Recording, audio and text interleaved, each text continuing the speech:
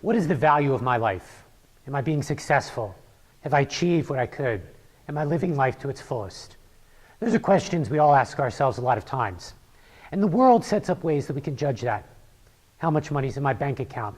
What kind of clothes do I wear? What kind of house do I live in? Are ways that the world tells us to judge how successful we are or are not. But God has a different standard to judge how important or how successful our lives is, and that's his Son. We read in St. John's Gospel, God so loved the world that he gave us his Son. Each and every one of us is so precious to God that he came to die for us. That means that whether we've achieved our potential or not, whether we drive a sports car or not, whether we live in an 8-bedroom house or not, is irrelevant, because all of us are precious to God. God's judgment for how important our lives are based on love.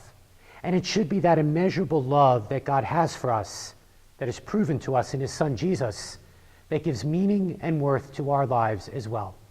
For no matter what kind of house we live in, no matter how much is or is not in our bank account, each and every one of us is precious to God.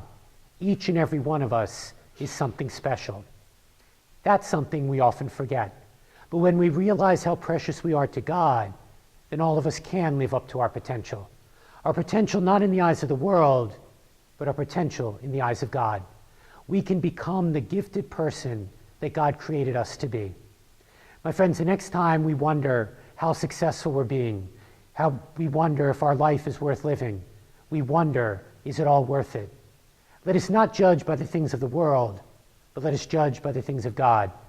When we realize how precious we are in God's sight, it is then and only then that we can truly assume and find the potential that God has implanted in each of us.